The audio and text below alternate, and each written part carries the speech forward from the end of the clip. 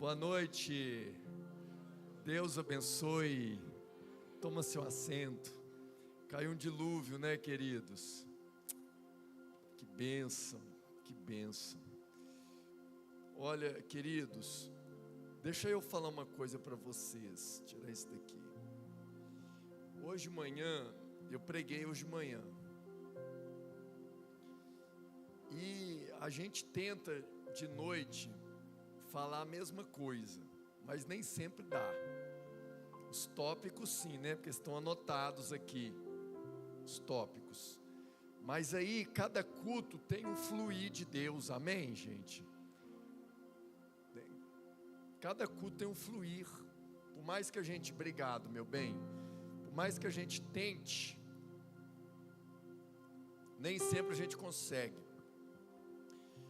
A gente passa por isso quando vai fazer reunião, faz uma reunião com o povo de manhã e de noite, e o assunto acaba, porque cada pessoa precisa ouvir uma coisa diferente. Só para me aferir, eu disse hoje de manhã que eu estive aqui há um ano atrás, janeiro de 2023. Quem está aqui hoje que já me ouviu há um ano atrás, levanta a mão. Baixa, por favor. Quem está aqui que não ouviu, vai ouvir pela primeira vez, levante. Sempre é assim, meia. Agora de noite tem mais gente que já participou. De manhã deu meia. Bom, quando eu estive aqui, eu até vasculhei lá, como o pastor me orientou no YouTube. Eu fiz com vocês até os 7 selos. Até os 7 selos. Então o que nós vamos fazer hoje? Nós vamos revisar e acrescentar algumas coisas. Eu vou começar hoje falando um pouco sobre a igreja e o tempo do fim. Eu preciso de bastante atenção. Nós vamos usar King James. É o Felipe que está ali de novo? É, né? Lindão. King James atualizado, tá bom? Daqui a pouco eu te peço aí. Então nós vamos falar de um dos assuntos mais complexos da Bíblia, que é a escatologia, né? Quando eu estive aqui, eu defini escatologia como escatom, fim, e logia, estudo. Então escatologia é o estudo do fim. Toda a Bíblia é uma revelação de Deus.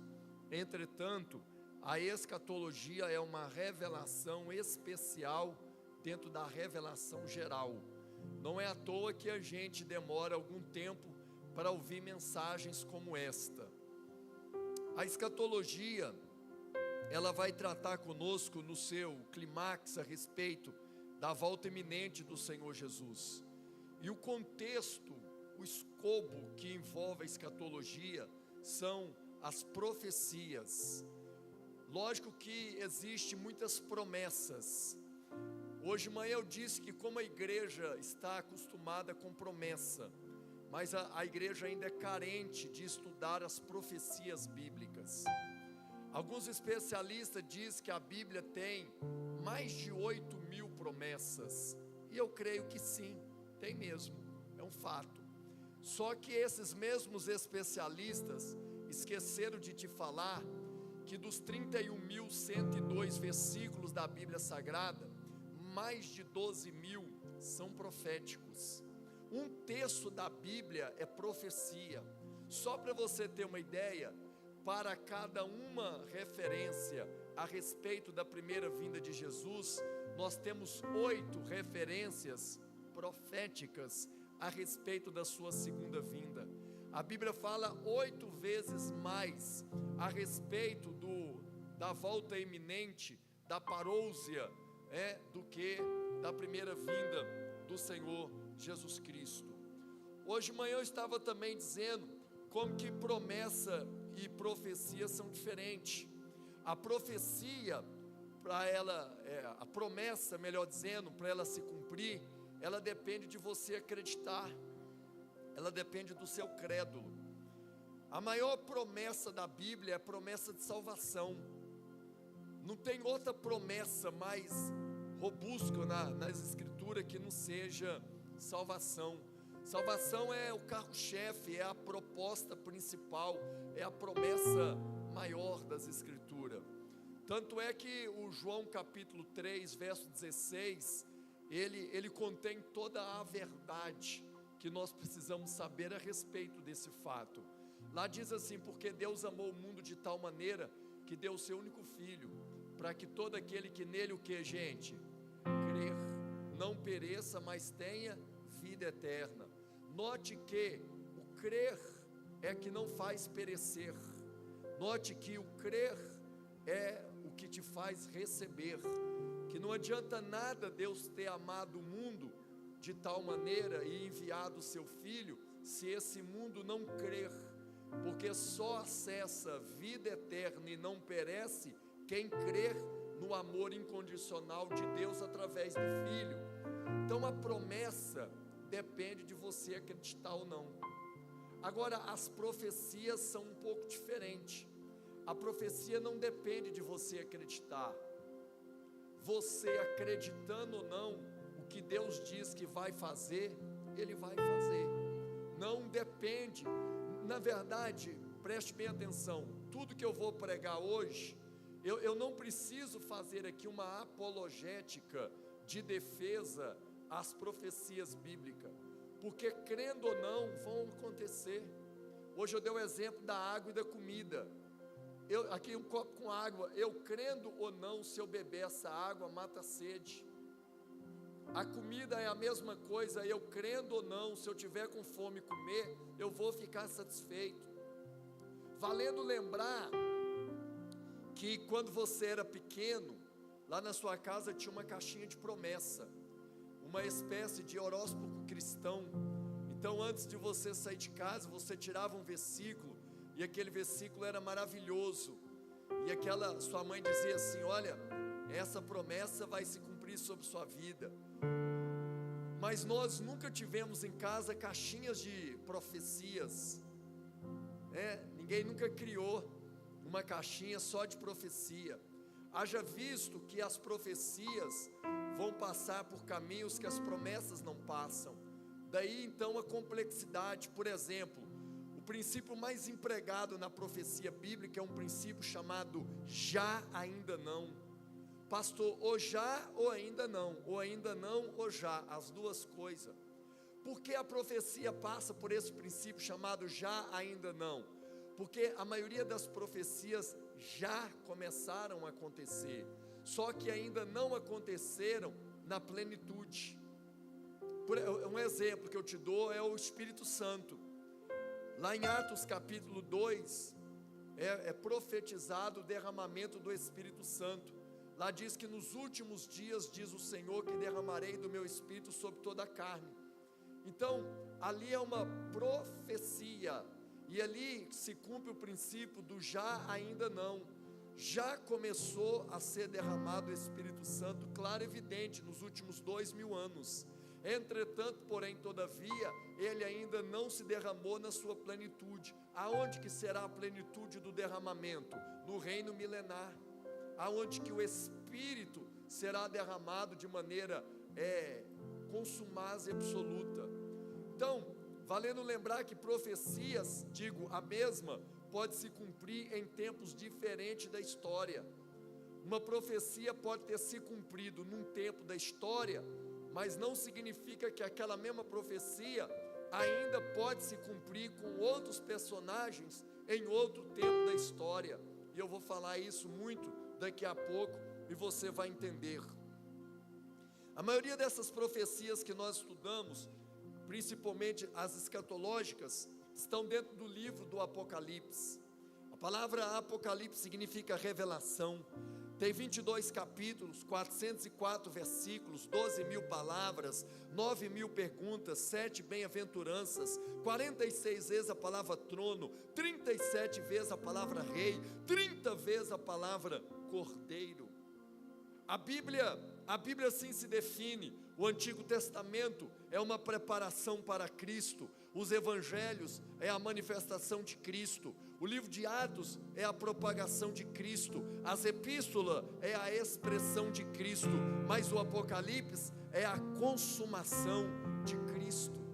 A Bíblia é toda a respeito de Cristo. Se a gente for fazer, na verdade, um estudo profundo dentro da teologia sistemática, nós vamos ver que a Bíblia aponta para Jesus. A Bíblia tem outros personagens, claro, evidente. Entretanto, porém, a luz que ilumina todo o texto sagrado, ilumina um personagem, ilumina um ser, e ele é o Senhor Jesus. Quando nós trafegamos pelo Antigo Testamento, os 39 livros da Antiga Aliança, todos os profetas maiores e menores, todas as suas profecias apontavam para um remidor, para um salvador. Tudo na Bíblia, no Antigo Testamento, era uma preparação para Jesus. Quando chegamos nos Evangelhos, temos ali a manifestação de Jesus. Quando chegamos em Atos, a propagação de Jesus, que alcançou os confins da terra. Quando chegamos nas epístolas, tanto nas paulinas, nas petrinas, nas joaninas, nós temos ali a expressão máxima de Cristo. E quando chegamos então no livro do Apocalipse, nós vamos ver a consumação. O livro do Apocalipse tem 22 capítulos, e assim eles se fazem. No Apocalipse capítulo 1, Jesus é glorificado. No Apocalipse 2 e 3, Jesus é o Senhor da igreja. No Apocalipse 4, Jesus é o Cordeiro entronizado. Em Apocalipse capítulo 5, Jesus é o Rei adorado. Em Apocalipse 6 até o 18, Jesus é o juiz de toda a terra. Em Apocalipse 19, Jesus será o Rei vencedor. Em Apocalipse capítulo 20, Jesus é o Rei de toda a terra. Em Apocalipse 21 e 22, Jesus é o Rei que vai governar por toda a eternidade com toda a sua glória. Jesus Cristo exterminará todos os seus inimigos e Ele reinará em um reino que não tem mais fim. A dificuldade do Apocalipse, hoje de manhã estava dizendo, que a maioria dos livros da Bíblia tem 2 ou 3 gêneros apenas. Perdão, 1 ou 2 gêneros. O Apocalipse tem 4. Essa é a dificuldade. Por que a gente lê o Apocalipse e tem dificuldade? Por causa do gênero literário. A maioria dos livros tem 1, 2 gêneros e só isso. O Apocalipse então tem 4. E aqui estão os 4 gêneros do Apocalipse. Primeiro é o gênero epistolar. Quando você abre o livro no capítulo 2, no capítulo 3, você vê as 7 igrejas do Apocalipse. E aquelas 7 igrejas têm contexto de epístola, porque contém doutrina, ensinamentos, orientações de Jesus para a igreja.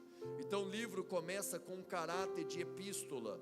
Mas segundo, o livro também tem um caráter profético. Vários momentos, principalmente no período da grande tribulação, há uma chamada ao arrependimento, refazendo e remontando a ideia da antiga aliança, quando os profeta Daniel, profeta Jeremias, profeta Ezequiel, eles chamavam a nação ao arrependimento. E então o livro do Apocalipse também tem o contexto profético, aonde Deus chama a humanidade para se arrepender e fazer uma correção de rota. Como não bastasse o gênero epistolar e profético, o livro também tem o gênero apocalíptico, que são os eventos, selos, trombetas, taças, trovões, tronos, relâmpagos, terremotos, batalhas, juízos, tudo dentro do livro.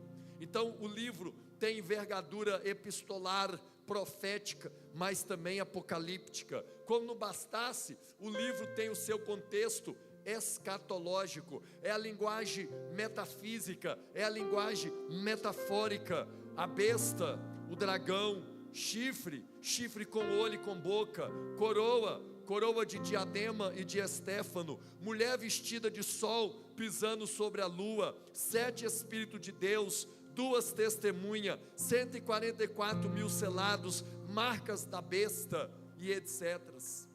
Então o livro, na verdade, ele é complexo, porque se você for analisar ele tem esses 4 gêneros, que muitas das vezes confunde por demais os seus leitores.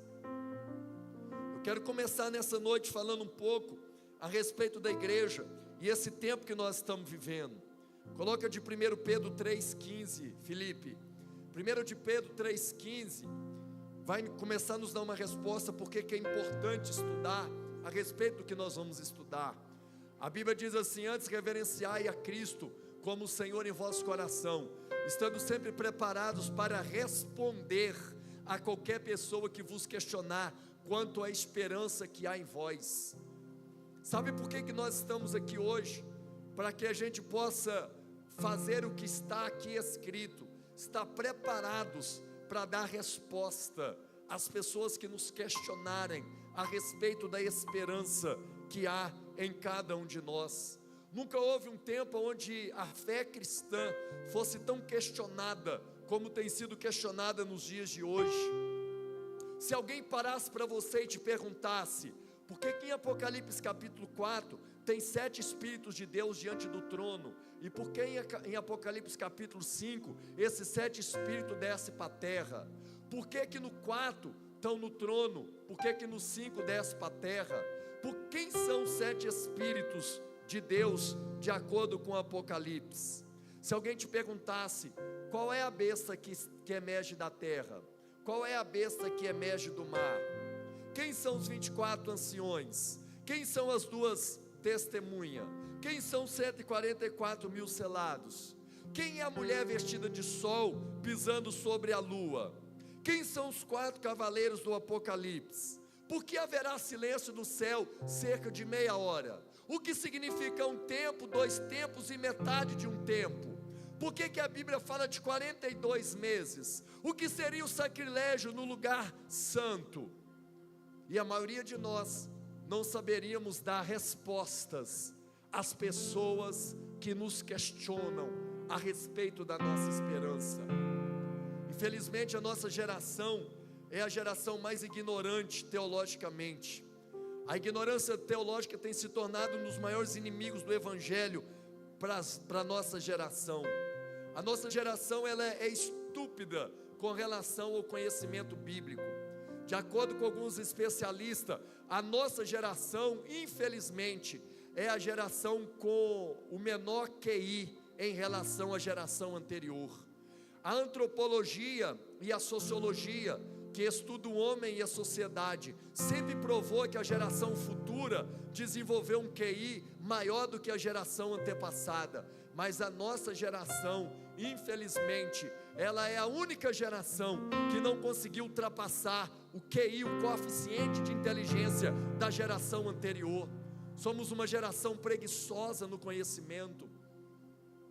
Não sabemos dar resposta às pessoas se elas nos questionarem. Porque somos evangélicos, porque estamos ao culto, porque carregamos uma Bíblia, porque do céu, porque do inferno, porque de tantas coisas. Simplesmente, queridos, infelizmente, nossa geração, ela é caquética no conhecimento da palavra.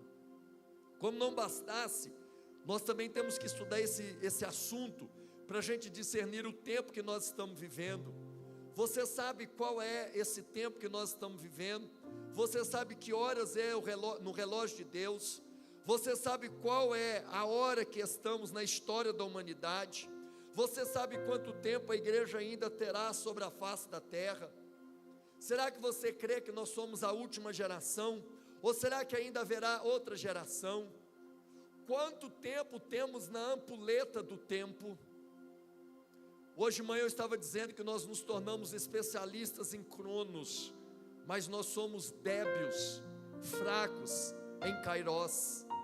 Põe 1 Crônicas 12:32. 1 de Crônicas 2:32 vai falar de 200 homens de uma tribo não tão badalada e conhecida. Eles não são da tribo de Judá, eles não são da tribo de Levi, eles são da tribo de Issacar. Mas olha que coisa peculiar, da tribo de Issacar, 200 chefes estrategistas, que sabiam como Israel deveria agir em qualquer circunstância, comandava todos os seus irmãos ou parentes. Eles sabiam, eles eram estrategistas no tempo, eles eram especialistas em épocas. Qual é a época que nós estamos vivendo? A igreja ainda tem quanto tempo pela face da terra, quanto tempo pela frente? Põe de 1 João 2,18.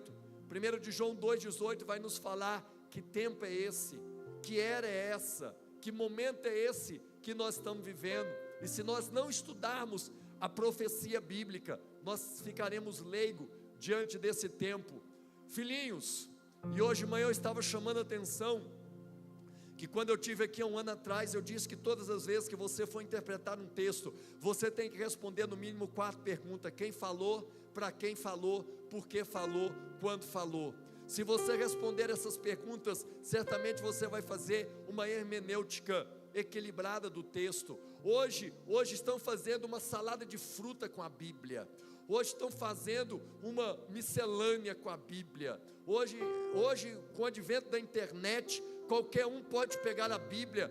Queridos, eu sei que nós cremos no sacerdócio de todos os santos. Eu sei que todo mundo tem liberdade também de interpretar. Acabou aquela, não é só o clero que interpreta mais a Bíblia. Eu sei disso, mas em nome dessa liberdade interpretativa da Bíblia, meus queridos, nós estamos vendo coisas terríveis sendo ensinadas.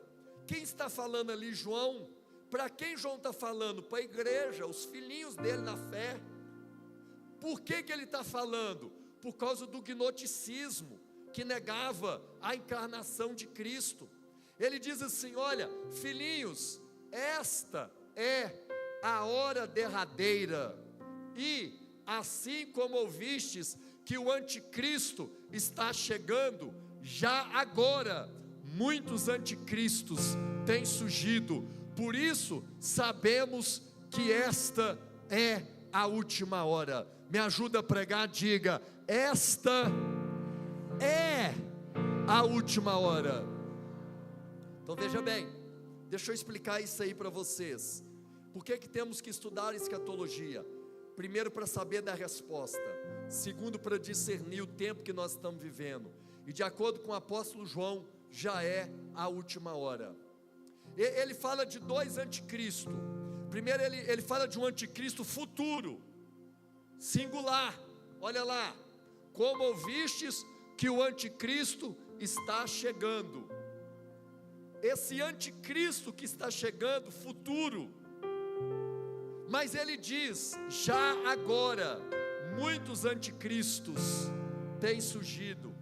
Quem que eram os anticristos de João?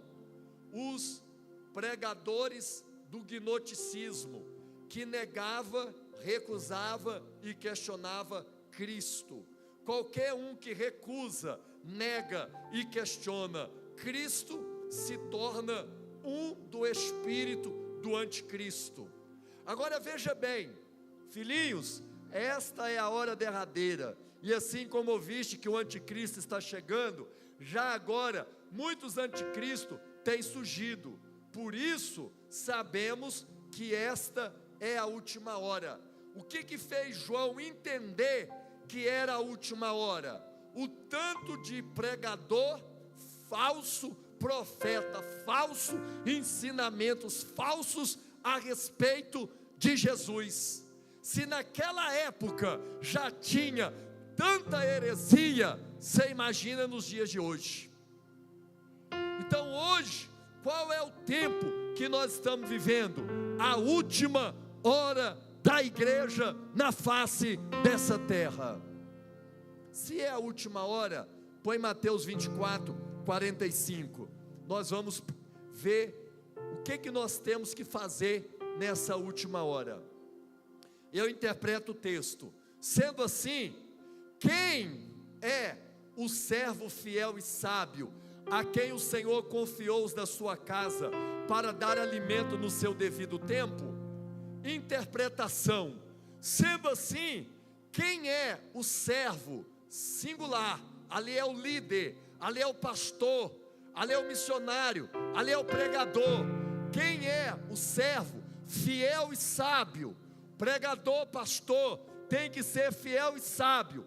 A quem o Senhor ali é Jesus, o servo é o pastor, o Senhor é Jesus, que confiou os da sua casa, a casa é a igreja, para dar-lhes o alimento no seu devido tempo, ou o alimento do tempo certo. Nós estamos vivendo a última hora, e agora é a hora de servir para a igreja o alimento do tempo certo.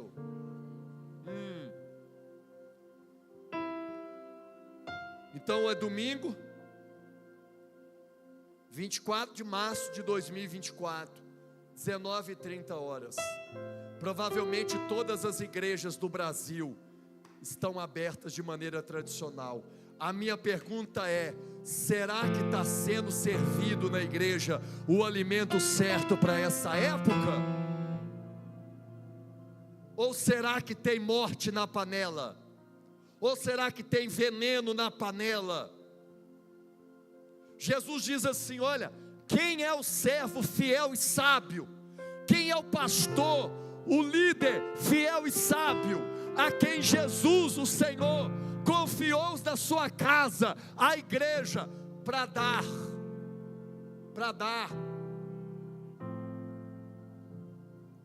Não é para vender, não é para negociar. Quando o pastor me chamou para vir aqui pregar 3 noites, eu não disse para ele: eu cobro tanto para ir, para mim lá custa tanto, pastor, para me largar a minha igreja, para me largar a minha família, para me pregar 3 noites para o seu povo é X. Porque o alimento não está sendo negociado, o alimento não está sendo vendido, o alimento é para ser dado, o alimento é para ser servido, é de graça, é pela graça. Mas não é qualquer alimento, é o alimento no seu devido tempo. Hoje de manhã eu dei um exemplo. Quem aqui come feijoada no café da manhã? Você come? Não, você só coçou a orelha, né? Porque pelo seu tamanho eu acho que você está comendo. Brincadeira. Feijoada é para qual tempo, gente? Almoço. Nem para janta serve, que é pesado. A minha pergunta é: as igrejas estão tudo abertas agora, será que está sendo servido o alimento certo? Será que o servo está sendo fiel e sábio para pregar para a igreja o alimento da última hora? Ou será que estão igual a escola de profeta, colocando erva daninha e servindo veneno para o povo de Deus? Já é a última hora, igreja. Nós temos que estudar, temos que nos preparar para isso.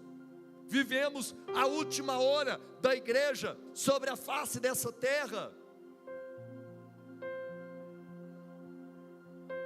Põe de 1 João 4:1. E ele continua ensinando. Ele sai de filhinhos para amados. Não deis crédito a qualquer espírito. Antes, porém, avaliai com cuidado se os espíritos procedem de Deus, porquanto muitos falsos profetas têm saído pelo mundo. Vou interpretar também. Quem está falando? João. Para quem ele está falando? Para o mesmo povo. No 2 ele chama de filhinhos, no 4 ele chama de amados. Não dê crédito a qualquer ensino. A palavra espírito ali não é um ser metafórico, é um ensino, é a mensagem. Quer ver como é que testifica? Antes, porém, avaliai com cuidado se os espíritos, se os ensinos procedem de Deus. Agora, para mim saber se o ensino é de Deus ou não, eu não tenho que dar uma googada. A Bíblia não precisa do Google, não precisa. A regra número 1 é Bíblia interpretando a Bíblia. Eu vou ficar 3 noites pregando para vocês, e eu só vou interpretar a Bíblia com a própria a Bíblia não precisa de acréscimo e nem de decréscimo. Ele diz: amado, não deis crédito a qualquer espírito, a qualquer ensino, antes provai, avaliai com cuidado se os espíritos, se os ensinos procedem de Deus. Mas por que eu tenho que provar? Porque o texto diz: porquanto muitos, não poucos, muitos falsos profetas têm saído pelo mundo afora.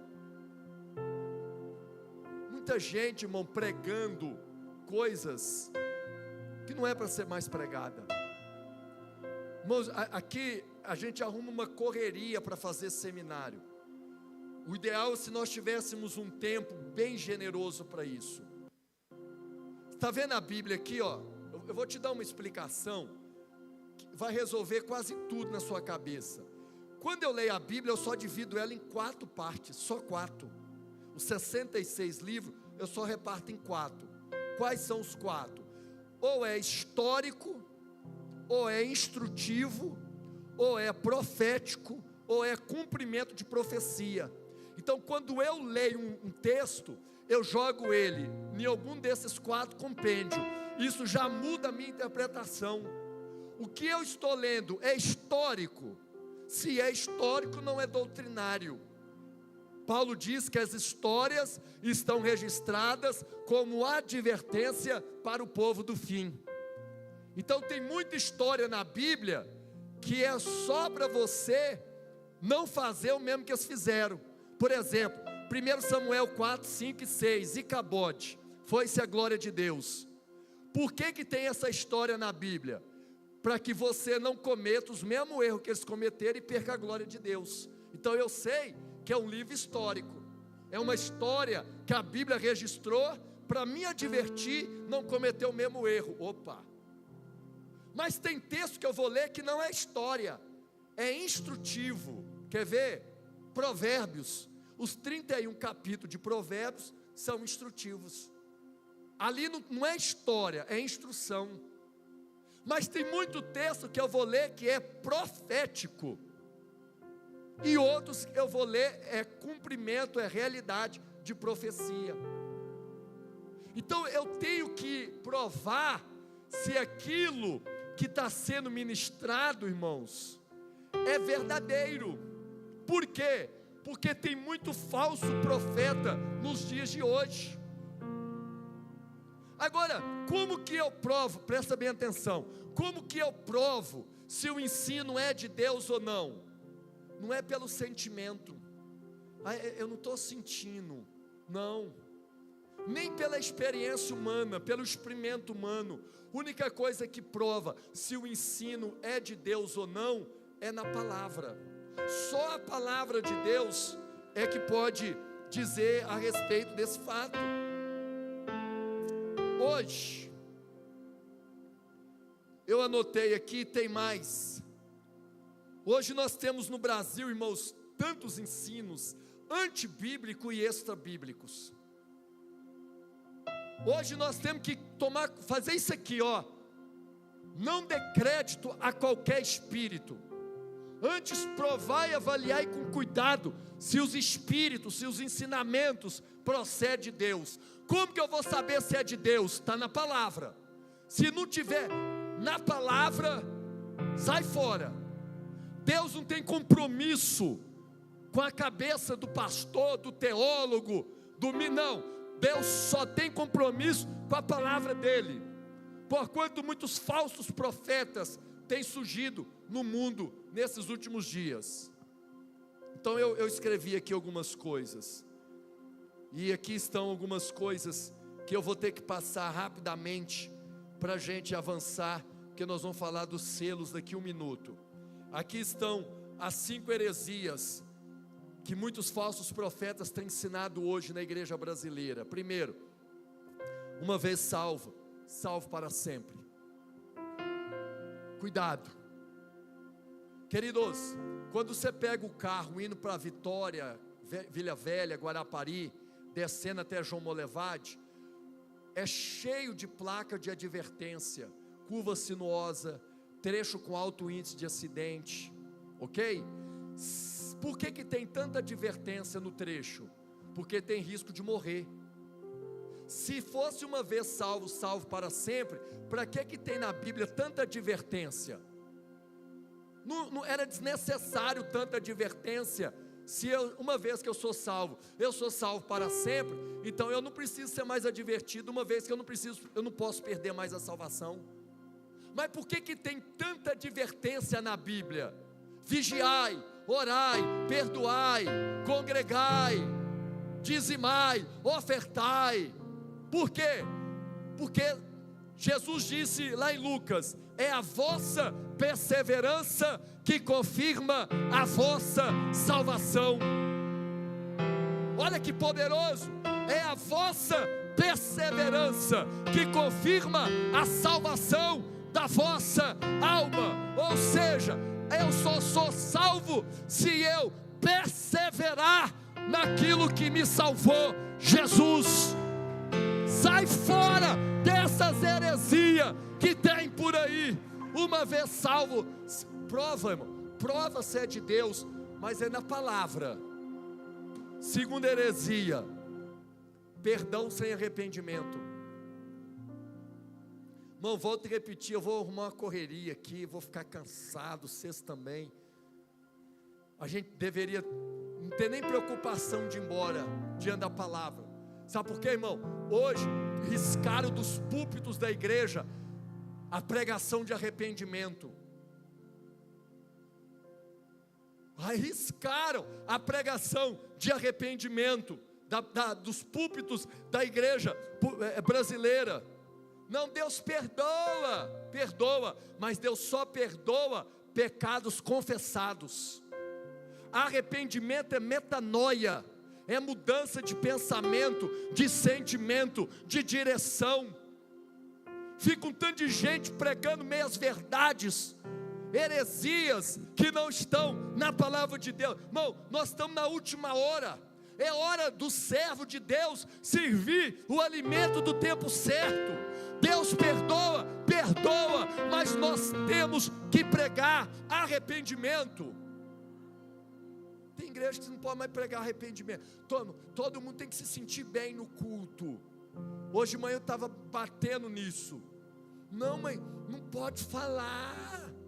Coitado, está já arrastando. Não, meu Deus. Não, todo culto só tem que ser positivo.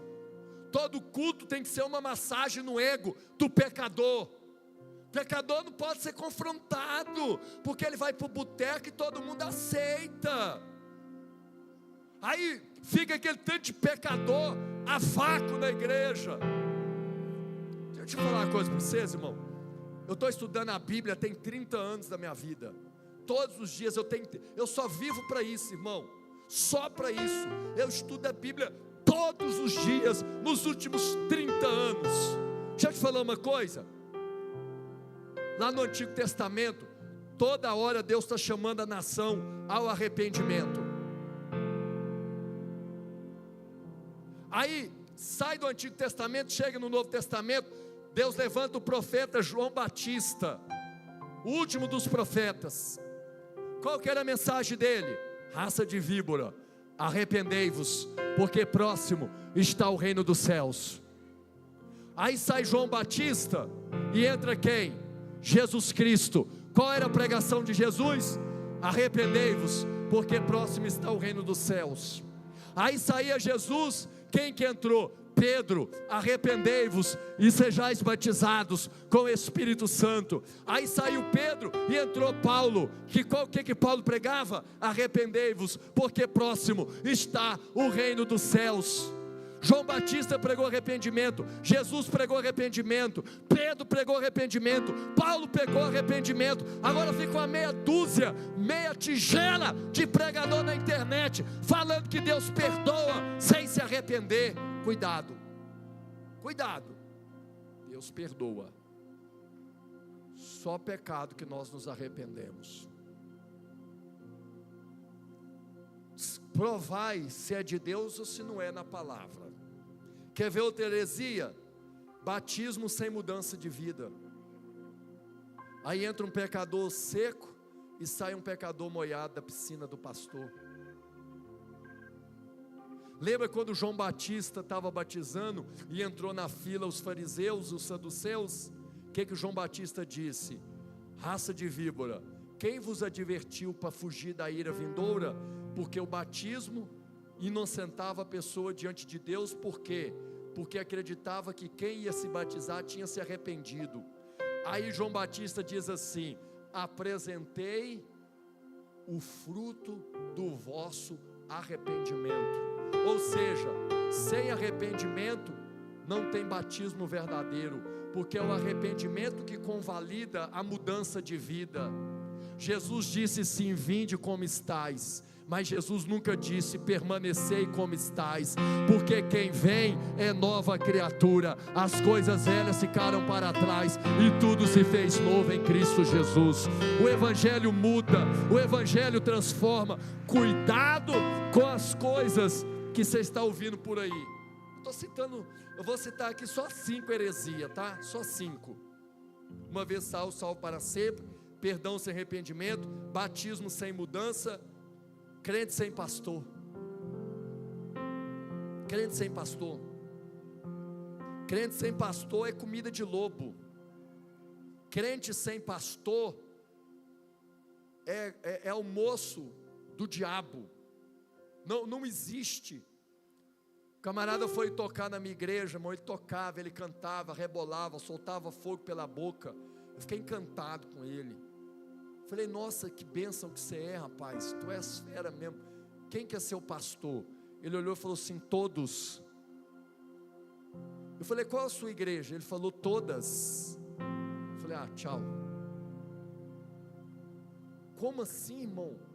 Como que alguém hoje cai nessa heresia do diabo, de ainda conceber a ideia que é um cristão, sem ter uma cobertura espiritual, sem ter um pastor, sem ter uma... Quer ver o pior? Crente sem igreja. Crente sem igreja. Provai, irmãos, não decreta qualquer espírito, provai se procede de Deus. Tem muito falso profeta hoje. Crente sem igreja. Deixa eu te dar alguns ensinamentos aqui. O cara ainda bate no peito e fala assim. O cara bate no peito e fala assim: eu sou igreja. Eu sou. Não é não.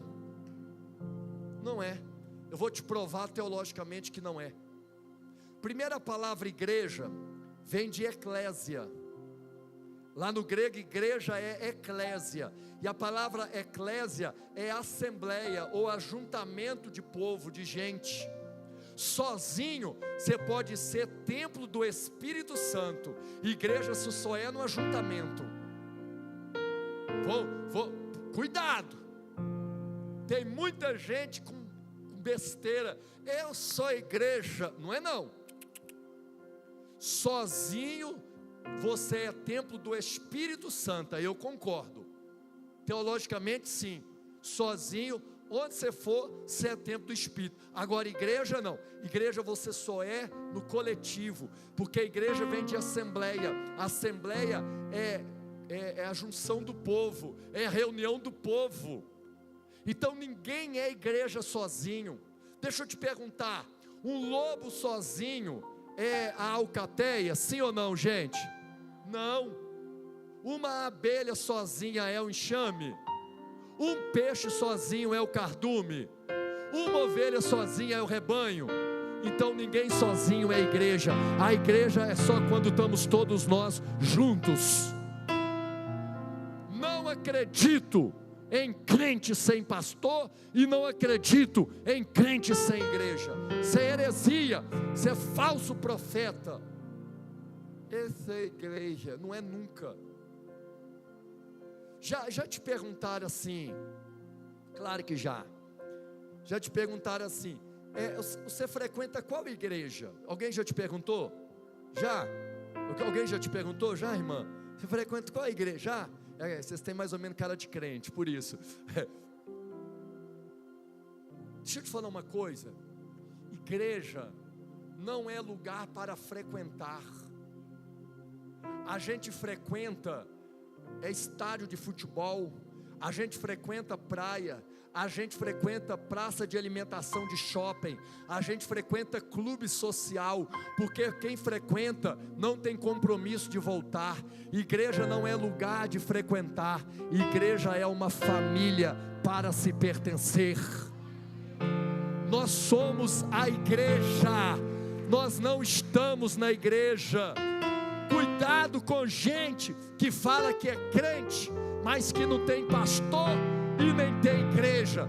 Isso é heresia de falso profeta no Brasil hoje. Tem mais 1000 aqui, mais mil ainda pela frente. Então nós temos, irmãos, que estar preparados nessa última hora para esse tipo de coisa, tá bom? Vamos para Mateus 24, 21, beber mais água.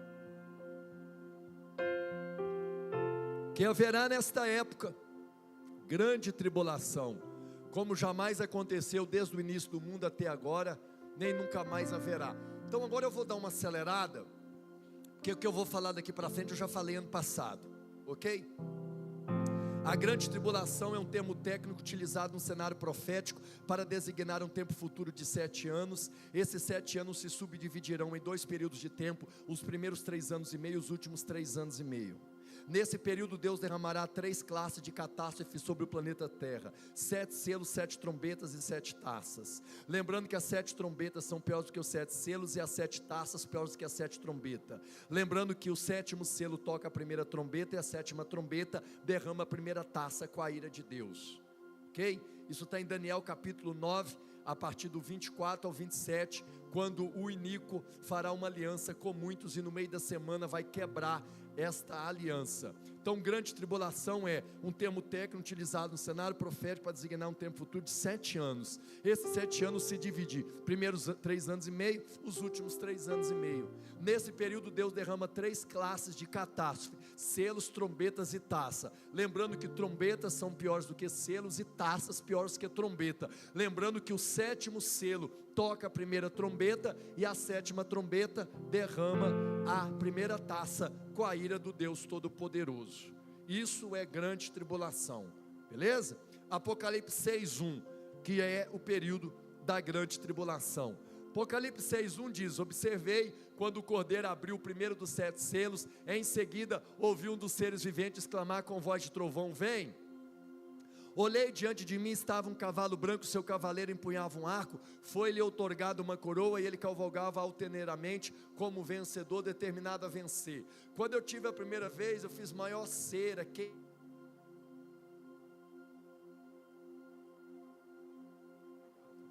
é, quem não é, e nós já sabemos que quem é o anticristo. Quem é o que está sentado no cavalo branco? O anticristo, a besta que emerge da terra, de acordo com as profecias de Daniel capítulo 7, de acordo com as profecias de Apocalipse 13, esse anticristo é comparado com os 4 animais dentro da visão profética. O leão era Nabucodonosor na Babilônia, depois o urso era Ciro e Dário Medo-Persa, o leopardo era Alexandre o Grande na Grécia, e a besta ali começa com César e Nero no Império Romano. Então o anticristo, ele surgiria da figura profética de 4 símbolos animalísticos: leão, urso, leopardo e besta. Refazendo: leão, Babilônia; urso, Medo-Persa; leopardo, Grécia; e besta, Roma. Isso aqui eu já falei há um ano atrás, eu expliquei direitinho para vocês. A palavra anticristo, o prefixo significa ante, aquele que é contrário, ou aquele que substitui a Cristo.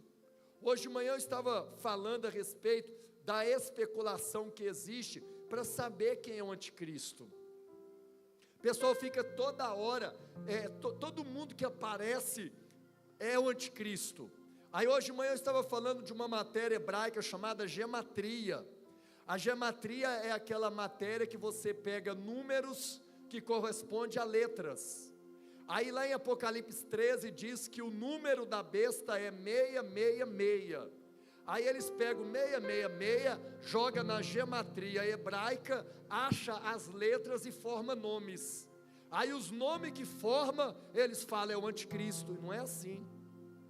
Por exemplo, na gematria, o 666 forma exatamente o nome de Nero, o imperador Nero. Realmente, para o povo daquela época, o Nero foi um anticristo, porque ele negava Cristo, recusava e questionava Cristo. Ele matou Paulo, matou Tiago, matou Pedro. Naquela época realmente Nero era o anticristo. Mas ele é o anticristo que ia dominar o mundo inteiro? Não, tanto é que ele ficou no passado da história. E aí vem a especulação, e aí eles vão colocando o nome, Antíoco Epifano, quando ele pegou um porco e sacrificou no altar, lá em Jerusalém, do templo, e a profecia diz que o anticristo vai fazer sacrilégio no templo, vai profanar o templo. Mas Epifano Antíoco foi o anticristo que vai governar o mundo inteiro? Não, foi na época dele. Quer ver um outro mais recente? Hitler. Não, mas o Hitler é o anticristo, porque ele matou 6 milhões de judeus. Claro que não.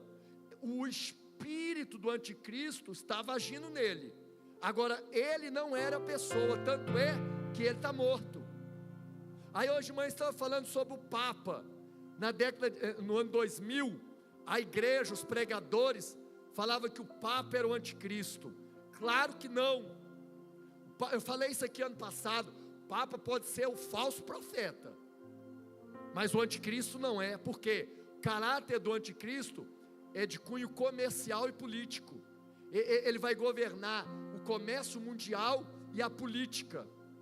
Agora o falso profeta é que vai cuidar das religiões unificadas da época da grande tribulação. Aí a igreja passou anos acreditando que o anticristo era o Papa. O tempo passou e provou que não é. Aí depois acharam que o anticristo era o Emmanuel Macron, porque ele foi eleito com 66,6 votos na França. 666. O cara não está conseguindo resolver os problemas da França. Você acha que vai resolver o problema do mundo inteiro? Aí os holofotes saiu de Emmanuel Macron. Aonde estão os holofotes hoje? No genro do ex-presidente, que tudo indica que vai se tornar de novo o Trump, Donald Trump. Porque ele é um judeu, né? Ele é judeu, e a tradução do nome dele significa anjo caído. Ó, tá vendo? Anjo caído. Qual que é o anjo caído? O diabo, o Lúcifer. Aí, irmãos, olha para mim aqui. A Bíblia diz, Paulo diz, que hoje o espírito do anticristo já está agindo, mas o anticristo não pode agir. Por quê? Tem um que detém o anticristo. Tem um que detém o anticristo. Quem é esse um que detém o anticristo? A presença do Espírito Santo através da igreja. Enquanto tiver na terra o Espírito Santo agindo através da igreja, o anticristo não pode dar a cara dele. Se alguém aqui conheceu o anticristo, sabe o que significa? Que o arrebatamento aconteceu e a pessoa ficou. Posso te falar mais? De vez de ficar preocupado em saber quem é anticristo, eu e você deveríamos estar estudando para conhecer melhor quem é Cristo. O nosso negócio é com Jesus. Nós não temos nada a ver com o anticristo. Quem vai vir nos buscar é Cristo. A igreja não espera anticristo. A igreja espera é o verdadeiro Cristo Jesus. A igreja tem que estudar é sobre Jesus. Aí, irmãos, fica um tanto de gente especulando quem é o anticristo. Eu não quero saber quem é anticristo, não.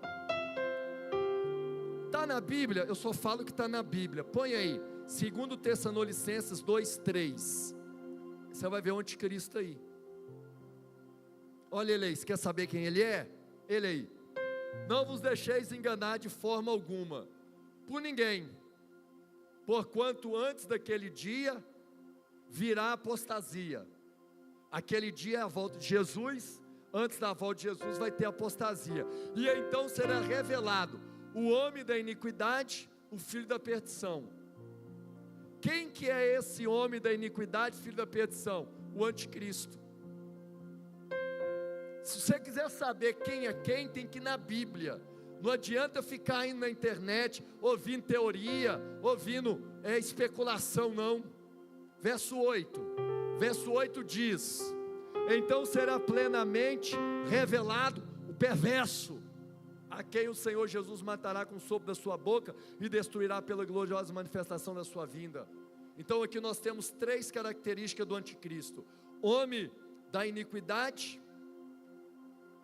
Uma coisa é pecado, outra coisa é transgressão, outra coisa é iniquidade. Uma coisa é pecar. Eu já ensinei aqui ano passado, pecado não é tudo igual, não. Não é igual aqui no português, quando eu falo pecado, na sua cabeça só vem uma coisa. Pecado tem no mínimo 2 interpretações. O pecado, ele é de amartia, ou ele é pecado de paraptoma. O que é pecado de amartia? Recusar e não crer em Cristo. Esse não tem jeito. O que é pecado de paraptoma? É deslize. Toda hora a gente comete pecado, mas não de amartia, de paraptoma, de cair, de deslizar. Mas aí você caiu, você continua caído? Não, né? Você se levanta. Então esse não é o pecado que vai te condenar. O pecado que vai te condenar é o pecado de amartia, da apostasia, de não crer, de recusar, de se apostatar. Agora, nota que o anticristo, ele não é pecador e nem é transgressor, ele é iníquo, ele é o homem da iniquidade. Por quê? Em nós o pecado veio de fora para dentro, nele o pecado vai vir de dentro para fora. Você quer saber quem é o anticristo? Estou te ensinando, mas não do jeito que ensina na internet, no Google. Não é igual aquele pregador famoso que quer o seu likezinho para monetizar o vídeo dele e ganhar grana em cima de você e te enfiar uma heresia na cabeça. Na palavra, então será plenamente revelado o perverso. Então está aí 3 características do anticristo: homem de iniquidade, filho de perdição e o perverso, o iníquo. Esse é o anticristo, irmão, que vai governar no período da grande tribulação. Apocalipse 6, volta lá, nós estamos fazendo a nossa revisão. 6, 2, 3, Filipe. Quando ele abriu o segundo selo, ouviu o segundo ser vivendo bradar: vem. Então partiu outra cavalgadura, um cavalo vermelho, e os seus cavaleiros. Foi concedido por tirar a paz da terra, de modo que os homens matassem uns aos outros, e foi-lhe entregue também uma grande espada. Se o cavalo branco era o anticristo, o vermelho são as guerras. E aí de guerra nós estamos ficando especialista. Hoje nós estamos vendo 2 guerras, a Rússia contra a Ucrânia e Israel contra os palestinos. E nós estamos vendo, irmãos, como que isso é terrível. Mas hoje de manhã eu estava falando que isso apenas é um traquezinho, é apenas uma bombinha garrafão, daquelas que você soltava quando era criança. A Bíblia profetiza a 3ª guerra mundial. Quando a Bíblia fala da batalha do Armagedon, no Vale do Megido, é só o epicentro da batalha, mas a batalha vai ser no mundo inteiro. Ela é de alcance mundial, é a 3ª guerra mundial, no final do período tribulacional. Depois a Bíblia vai falar de Gog e Magog, no final do reino milenar. Eu estava falando esses dias das 4 piores bombas já fabricadas no planeta Terra, que é a bomba química, biológica, nuclear e atômica. Deixa eu te falar uma coisa aqui. De acordo com a ONU, 50% dos especialistas estão nesse exato momento enfiados dentro de laboratório, fabricando armas de destruição em massa. Você acha que todo cientista está descobrindo um novo remédio? Você acha que todo cientista está construindo uma nova vacina? Você acha que todo cientista estudou apenas para salvar o planeta? Você está enganado. A maioria desses cientistas são patrocinados por nações extremistas, e eles estão estudando para construir armas de destruição em massa. A pior arma do mundo hoje é a bomba H, é uma bomba de hidrogênio, tem 57 milhões de TNT, uma única bomba explode todo o estado de São Paulo. Só os Estados Unidos destroem o planeta Terra 36 vezes com um botão. Os Estados Unidos têm 5.200 e poucas ogivas nucleares. A Rússia tem 5.700 ogivas nucleares. Então, queridos, haverá tempo de muitas guerras no futuro. Passe. Terceiro, quando o Cordeiro abriu o terceiro selo, ouvi o terceiro ser vivente convocar: vem. Então reparei, e eis um cavalo preto, e o seu cavaleiro ostentava na mão uma balança. Então ouvi o que parecia uma voz grave, vinda de dentro dos 4 seres viventes, exclamando: 1 quilo de trigo por 1 dinheiro, 3 quilos de cevada também por 1 dinheiro, mas não destrua o azeite e o vinho. Como o estudo é pedagógico, cavalo branco anticristo, cavalo vermelho guerra, cavalo preto fome.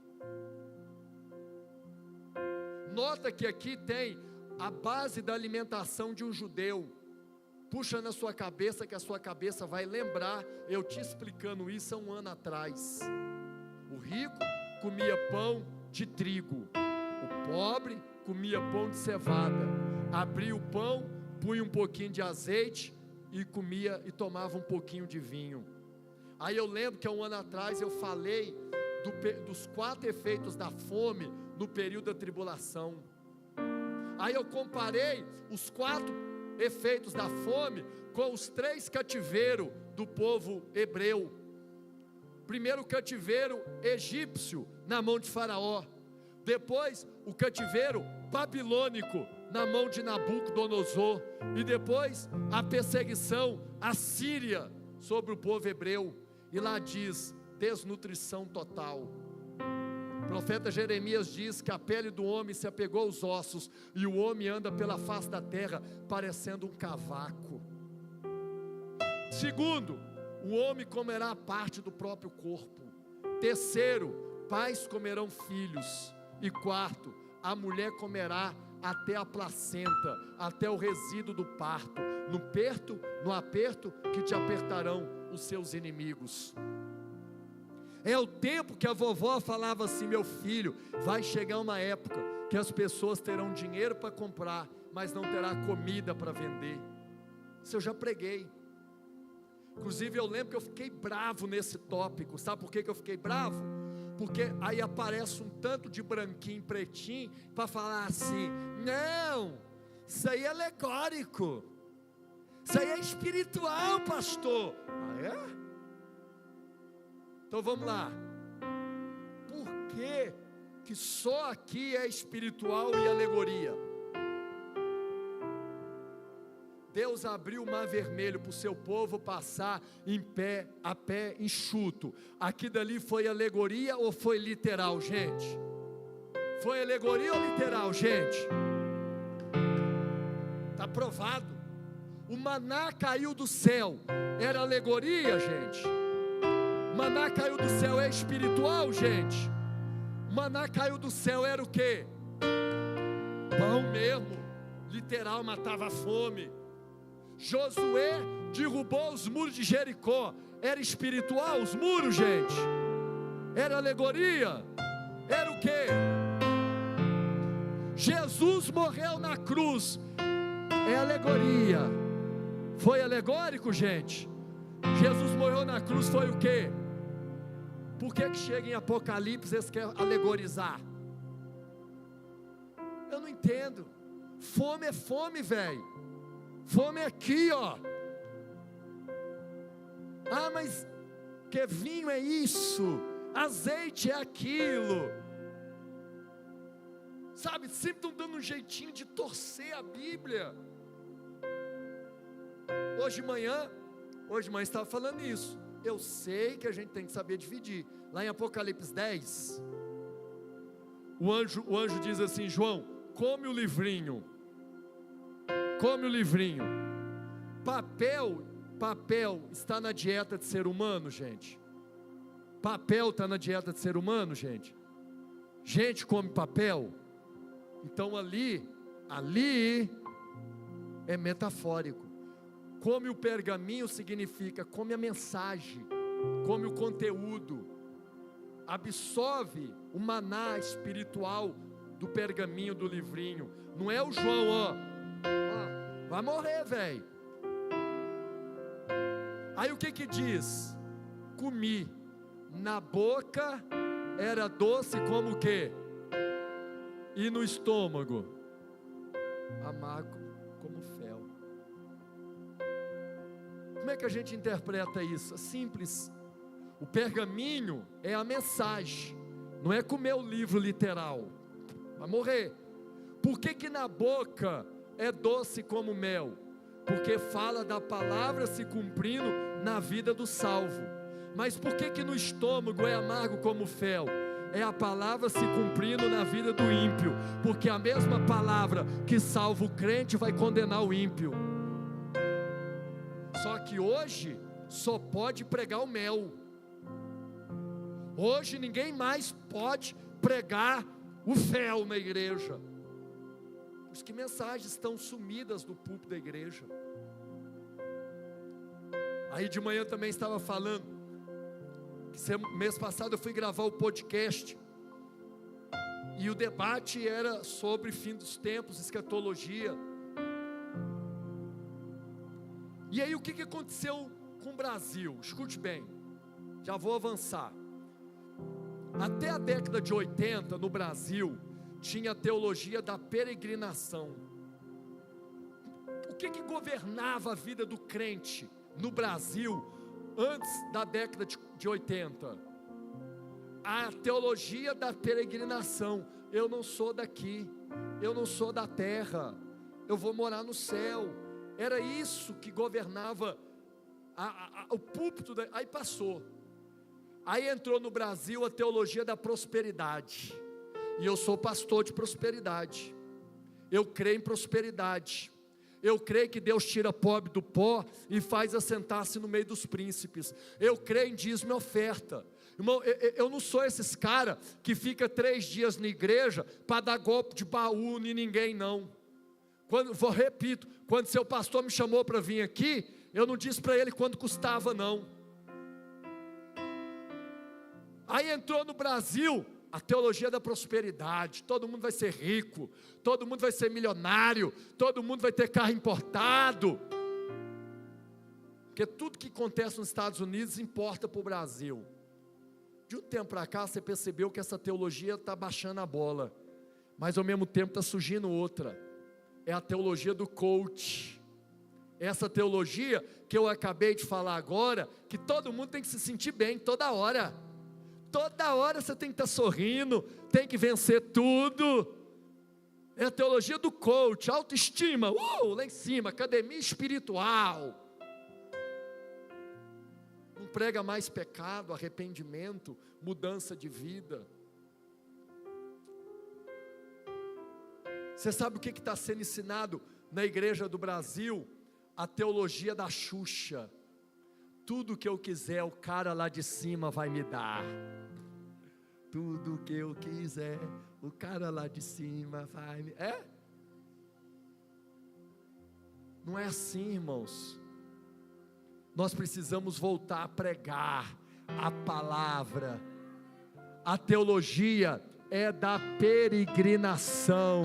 Eu não sou daqui, aqui não é o meu lugar. Ele vai voltar para me buscar. Maranata, ora vem Senhor Jesus. Esta é a palavra que tem sumido das igrejas no Brasil.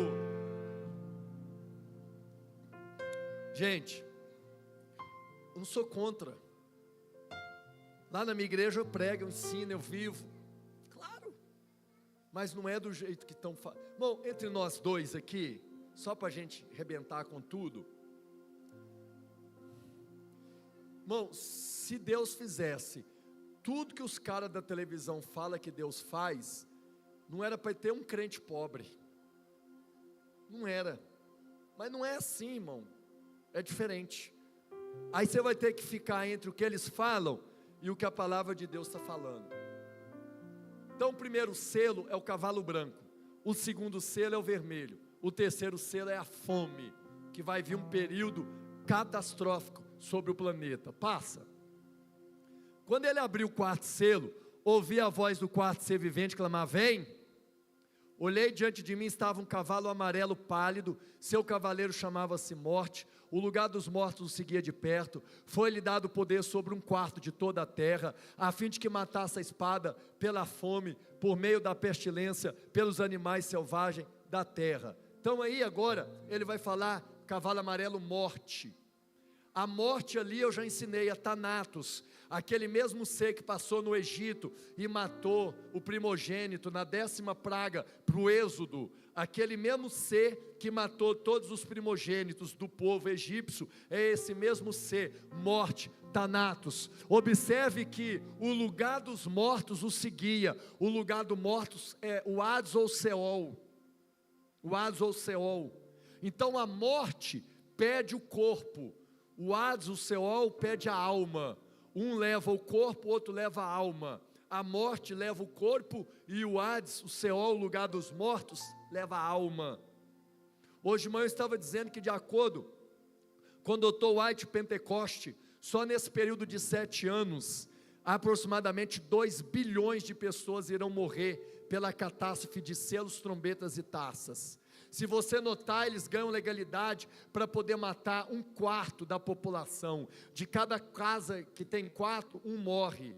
Você imagina o tamanho da tragédia desse negócio. A maioria das casas tem 4 pessoas. De cada 4 morre uma. Pastor, por que Deus deixa matar uma para sobrar 3? Para ver se os 3 que sobrou se arrependam dos seus pecados e mude de vida. Então vai haver aí os 4 cavaleiros do Apocalipse: o branco, o anticristo, ok? O vermelho, as guerras, o preto, a fome, e o amarelo, a morte. Até aqui, legal, amém? Tá bom, agora vamos mudar. Agora nós vamos responder, já estou caminhando para o final. Nós vamos responder a pergunta que nós também temos que responder, que é: haverá salvação depois do arrebatamento? Sim. Pastor, Jesus volta, arrebata a igreja, leva a igreja embora, e quem ficou? Vai ter chance de arrependimento? Vai ter chance de se salvar de novo ainda? Vai. Quer ver? Eu vou explicar tudo para vocês, verso 9. Quando ele abriu o 5º selo, contemplei debaixo do altar as almas daqueles que haviam sido mortos por causa da palavra de Deus e do testemunho que proclamaram. Então nota que debaixo do altar haviam sido mortos por 2 motivos: palavra de Deus e testemunho. Então tem gente morta debaixo do altar, e o motivo da morte são 2: palavra de Deus e testemunho. Passe. Eles exclamavam com grande voz: até quando o soberano santo e verdadeiro espera para julgar os que habitam em toda a terra e vingar o nosso sangue? Então aqueles que morreram estão debaixo do pé do altar de Deus, e eles foram mortos por causa da palavra e do testemunho, e eles estão clamando por vingança. Eles querem que Deus vingue a morte deles no período tribulacional. Passe. Então para cada um deles foi entregue uma vestidura branca. Nota que vestes brancas nunca é dado para quem é condenado no inferno. Vestes brancas são atos de justiça, que é uma roupa dada a quem é salvo. Então são almas que estão clamando debaixo do altar, por causa da palavra de Deus e do testemunho que deram. Eles estão clamando por vingança, mas Deus dá para eles uma roupa branca. E foi-lhe orientado que aguardasse ainda um pouco mais, até que se completasse o número dos seus irmãos, que como eles foram servos, e que da mesma forma também deveriam ser mortos. Tá, então haverá salvação depois que Jesus levar a igreja? Vai. Mas não é do jeito que você pensa, não é do jeito que você ouviu. O jeito que vai ser já está estabelecido na palavra de Deus. Coloca Apocalipse 7, 9. João vai explicar para nós como que vai ser isso. Em seguida, olhei diante de mim, descortinava uma grande multidão, tão vasta que ninguém podia contar, formada por pessoas de todas as nações, tribos e povos e língua. Estavam em pé, diante do trono do Cordeiro, vestido com túnica branca, a mesma roupa que foi vestido aqueles que eu li no capítulo 6. Olha o mistério: vestido com túnica branca, empunhando folha de palmeiras. Por que folha de palmeiras? Porque palmeira na cultura judaica é vitória. A Bíblia diz que aqueles que vencerem e forem salvos receberão coroa. Mas esses, como serão salvos depois do arrebatamento, não tem coroa. Para eles só tem folha. Coroa de vencedor é para quem for arrebatado. Agora, quem não for arrebatado, vai ser salvo depois do arrebatamento, mas não tem coroa. Ele entra no reino com uma folha de palmeira na mão, como símbolo de vitória. Foram salvos, mas foram salvos depois da hora. Por isso não tem coroa, apenas folha na mão. Vai dar para saber exatamente quem é quem lá. Tem coroa? Foi arrebatado na hora certa. Entrou no reino com folha de palmeira, foi salvo, mas salvo depois do tempo correto. Passe. Proclamava com grande voz: a salvação pertence ao nosso Deus, que se assenta no trono e ao Cordeiro. Por que eles estão falando que a salvação vem de Deus? Porque eles acabaram de ser salvos do período tribulacional. Eles estão cantando o que Deus acabou de fazer por eles. Olha lá, a salvação pertence ao nosso Deus, que se assenta no trono e ao Cordeiro. Passe. Todos os anjos que se encontravam em pé ao redor do trono, dos anciões e dos 4 seres viventes, prostraram-se diante do trono com o rosto em terra e adoraram a Deus. Vai. Exclamando: amém, louvor, glória, sabedoria, ação de graça, seja o nosso Deus para todo sempre, amém. Vai. Então dos anciões me indagou: quem são e de onde vieram todos esses que estão vestidos com túnica branca? Então agora o anjo volta para João e fala assim: João, deixa eu te perguntar, quem são esses aqui que você está vendo? De onde que eles vieram? Olha a resposta. Eu lhe respondi: ó meu Senhor, tu o sabes. Então ele afirmou: estes são os que vieram da grande tribulação, e lavaram as suas vestes e as alvejaram no sangue do Cordeiro. Está vendo que uma multidão vem da grande tribulação. Já aconteceu o arrebatamento, a igreja já foi, está no bema, nas bodas, já foi coroada. E os que não foram arrebatados e ficaram na terra, terão que morrer pela palavra e pelo testemunho, ok? Esses não têm coroa, esses entram no reino apenas com uma folha de palmeira, cantando: a salvação pertence ao nosso Deus. Quando o anjo pergunta: João, quem são esses e de onde vêm? Ele diz: eu não sei, de onde, o Senhor que sabe. Então ele afirmou: estes são os que vieram da grande tribulação, e lavaram as suas vestes e alvejaram no sangue do Cordeiro. Só que não é tão fácil assim também não. Apocalipse 20, verso 4. Olha o que João diz em Apocalipse 20, verso 4. Olhei e vi alguns tronos, e foi entregue o poder de julgar aos que nele assentaram. Vi as almas dos que foram degolados, por causa do testemunho de Jesus, da palavra de Deus, e que não adoraram a besta, 2, nem tampouco a sua imagem, 3, nem receberam o sinal da besta na testa, nem nas suas mãos 4. Eles reviveram e reinarão com Cristo durante 1000 anos. Então a pessoa, para ser salva depois do arrebatamento, ela vai ter que se converter. Ela vai ter que dar testemunho da palavra e de vida. E não só isso, vai ter que morrer. E diz como que vai, isso aqui é gola, ó.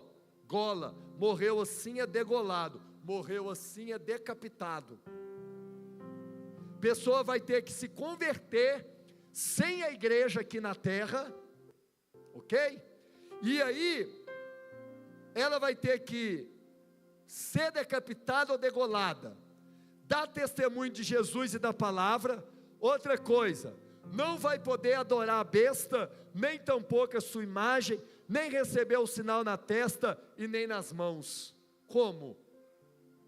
Se lá em Apocalipse 13 diz que o anticristo, que é a besta, vai obrigar a todos os seres humanos a receber o seu sinal, e que ninguém vai poder comprar e nem vender se não tiver o sinal da besta. Para quê, irmãos? Se a pessoa pode ser salva hoje, se é hoje o tempo da graça, da benevolência. Hoje de manhã eu também estava falando sobre as especulações do sinal da besta. Toda hora, de novo, a mesma especulação. Quem é o anticristo? O que é o sinal da besta? Aí nós começamos com essa loucura no código de barra. Nossa, o código de barra é o sinal da besta, as 3 barras que saem é o 666, misericórdia, é o final do mundo. Aí depois desencanamos do sinal da besta, aí entrou a era, desencanamos do código de barra como sinal da besta, aí veio a era do cartão, Visa. Os mais velhos que vai lembrar, era uma maquininha de carbono, colocava o cartão e fazia assim, creque, creque. Porque Visa é 666, VI é 6 em romano, I é 6 em grego, e SA é 6 em hebraico, 666. Aí todo mundo achou que o cartão Visa era o sinal da besta, misericórdia. Não era. Aí depois, o sinal da besta virou um chip. Aí depois o sinal da besta virou biochip, colocar um biochip, e a gente vai vivendo desses negócios que a Bíblia nunca disse que seria. Aí hoje mãe estava falando da última, a ONU está desenvolvendo uma vacina para o mundo inteiro, e essa vacina leva uma substância chamada Lucifer, e aí estão chamando de a vacina da besta. Por quê? Porque Lucifer nada mais é do que luz, anjo, filho de luz. Aí eu dei o exemplo do vagalume. Quando é que você vê o vagalume? Não é quando ele brilha? Qual que é a substância que faz o bumbum do vagalume iluminar? Lucifer, luz, filho de luz. Aquela mesma substância verdinha que faz o vagalume iluminar o bumbum, é a mesma substância que estão pondo na vacina. Aí já estão falando na internet que é a marca da besta. Quem receber a vacina, né, está condenado. Seu bumbum vai iluminar igual vagalume. Vai ficar feio pra caramba. Claro que não, gente. Isso é besteira. Tem nada disso. Aí agora estão numa implicância com a IA. A inteligência artificial vai desempregar metade do mundo. Jesus está voltando, misericórdia. Aí o chat agora, GBT, primeiro culto feito pela IA foi na Alemanha. Acho que foi a Alemanha, uma igreja na Alemanha. O holograma fez o culto. Estamos lascados. Daqui a pouco não precisa mais de pastor não. O IA vem aqui. Calma, irmão. Posso falar a verdade? Claro que o anticristo vai usar a tecnologia. O meio dele governar a humanidade é usando a tecnologia. Ué. Mas não é só ele não, Jesus também vai usar. Ué. Quer ver uma coisa? A Bíblia diz que a Epifaneia, a segunda etapa da vinda de Cristo, todo olho verá. Ele vai voltar aonde, gente? Lá no Monte das Oliveiras. O seu olho está vendo o Monte das Oliveiras daqui? Alguém está vendo o Monte das Oliveiras daqui? Como que todo mundo vai ver um evento lá no Monte das Oliveiras? Através da tecnologia.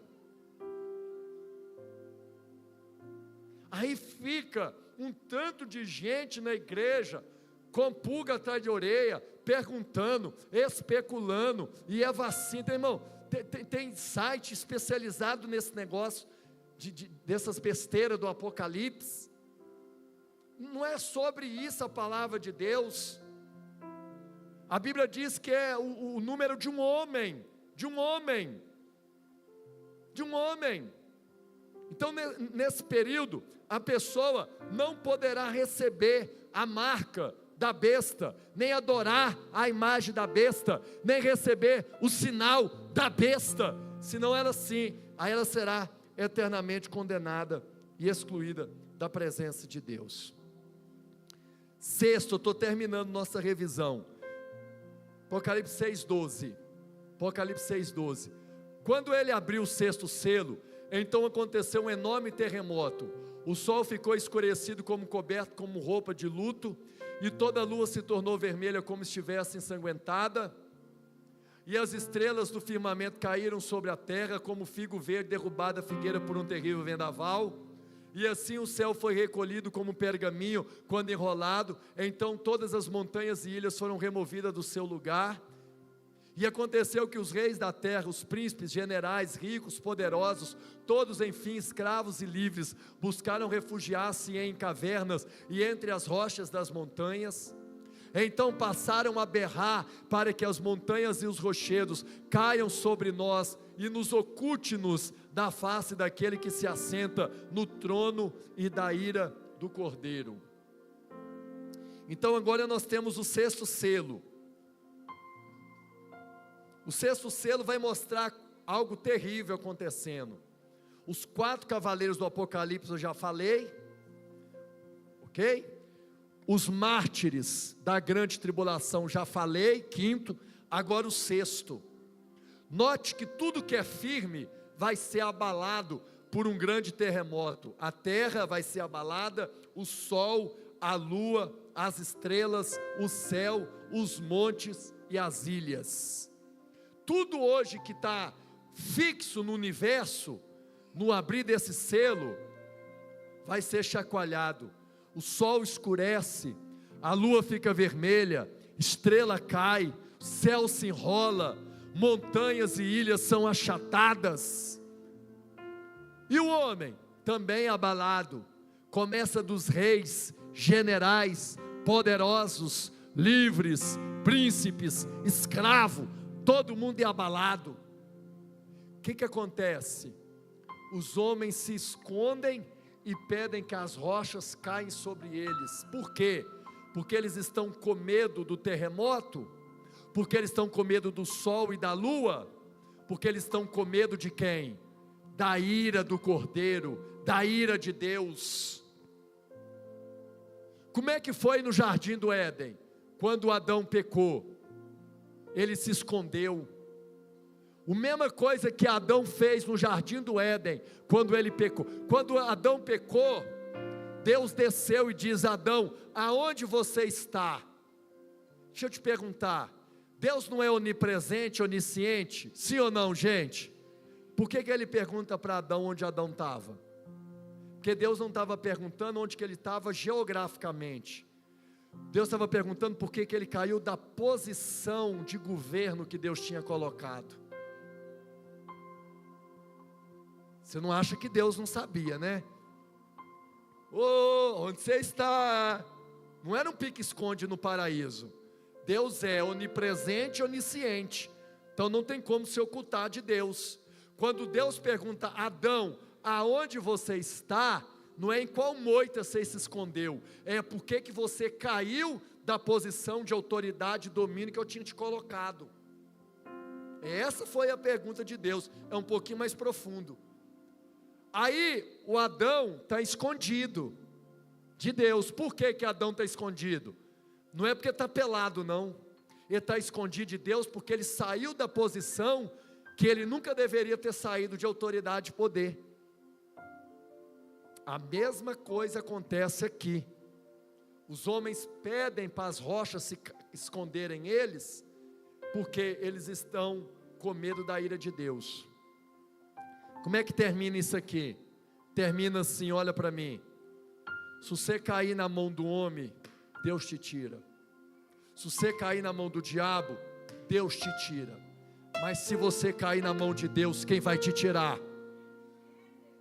Se você cair na mão do homem, Deus te livra.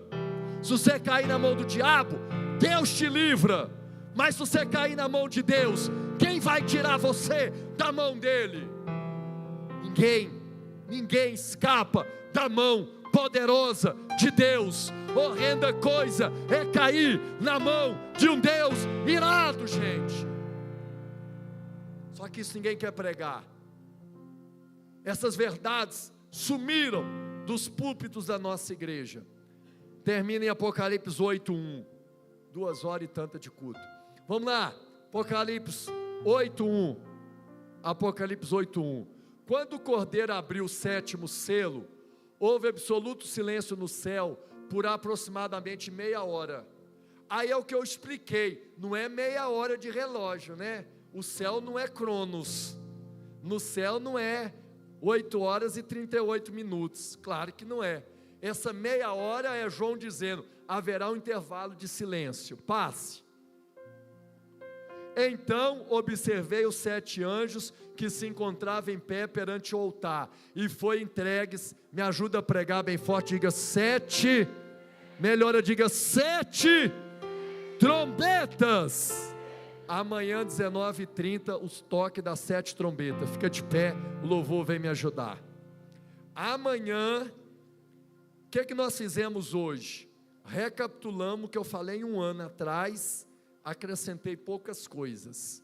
Amanhã, segunda-feira, 19h30. O que eu instruí de manhã e vou instruir agora de noite? Se tiver que vir direto do serviço, venha. Sua carne não converte. Se você passar em casa, tomar banho, dar uma sentadinha no sofá, tu dorme e acorda só no outro dia. Se tiver que vir direto, venha. Convide alguém. Amanhã, irmão, as trombetas são piores do que os selos, e as taças são piores do que as trombetas. Então amanhã, 19h30, é um esforço que eu te peço. Hoje valeu a pena, diga amém. Se valeu a pena hoje, vai valer muito mais amanhã.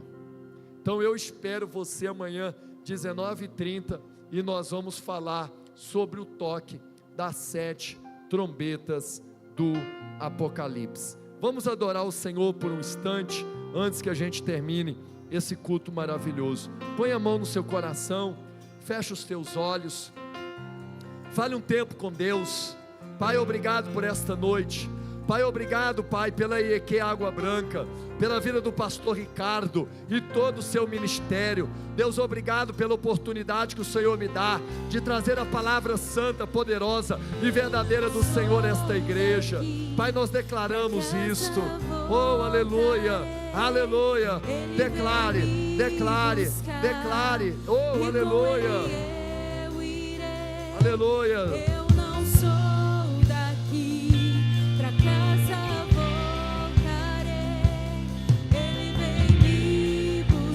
Oh, glórias! E com ele eu irei, Jesus. Oh, aleluia!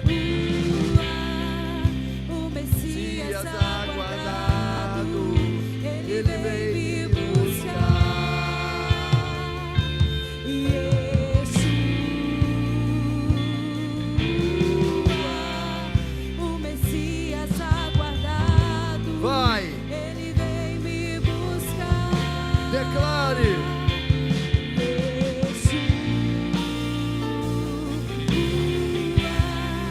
O Messias aguardado, ele vem me buscar. Oh, glórias! Eu creio, eu creio.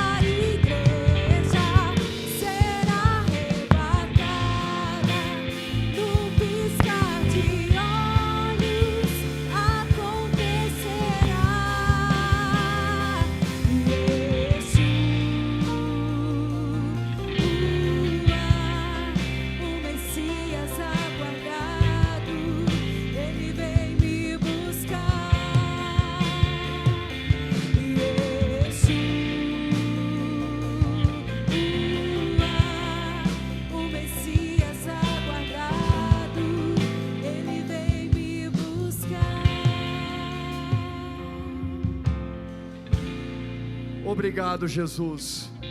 Nós declaramos nesta noite: Maranata, ora vem, Senhor Jesus. Aplauda Ele bem forte. Deus abençoe.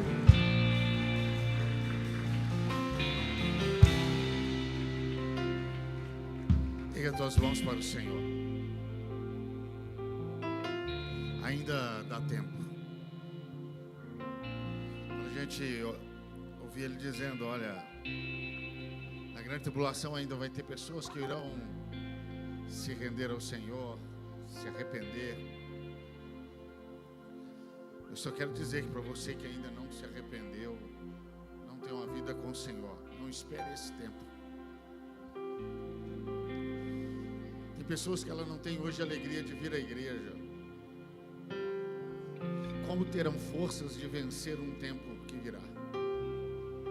Se não tem condições de vencer esse tempo, imagine o tempo que virá. Aproveite enquanto o Espírito Santo está conosco, nos fortalecendo a nos caminhar, a ter uma vida com o Senhor. Ainda dá tempo. E a igreja está dizendo isso ao mundo, anunciando isso ao mundo. Nós estamos anunciando isso ao mundo. Que você venha ser uma dessas pessoas a propagar isso e viver esse tempo do Senhor. Esperamos vocês amanhã aqui às 19h30, viu? Terça, vai falar sobre milênio também. Vai falar sobre milênio? Foi no banheiro? Hã? Ele foi embora para a igreja? É? Sei que foi no banheiro. Amanhã tem mais. Irmãos, amanhã nós vamos cantar 2 hinos e entregar a palavra para Ele. Nós queremos aprender. Que a bênção de Deus o Pai, do seu Filho Jesus Cristo e desse Espírito Santo maravilhoso que habita entre nós, esteja com você, não somente hoje, mas para todo sempre. Vão em paz. Até amanhã, se Deus quiser. Deus te abençoe.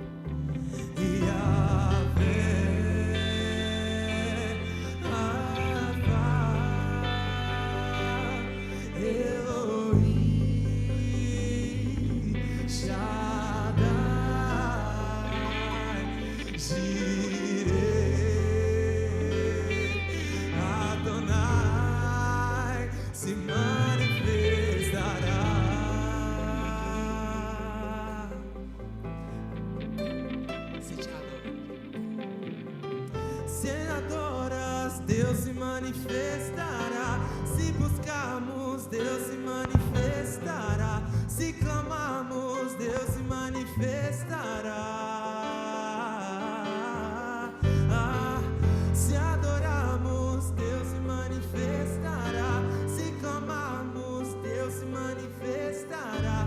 Se buscarmos, Deus se manifestará.